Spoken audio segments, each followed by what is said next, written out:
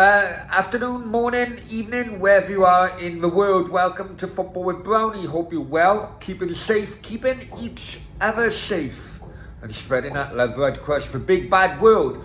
Now, last night, the Thames, there was a huge illegal firework display, which actually sent panic through the Globe Theatre in London halfway through a performance. The firework display was by Algerian Football Fans. Take a look at this.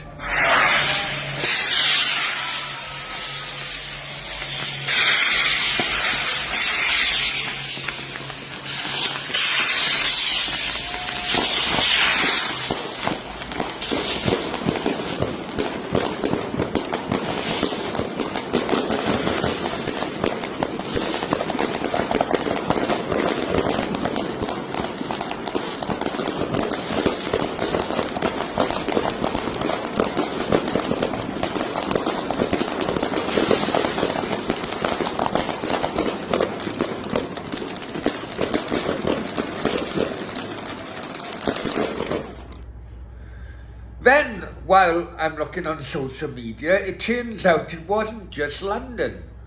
It was in Dublin as well. Here's some footage of this.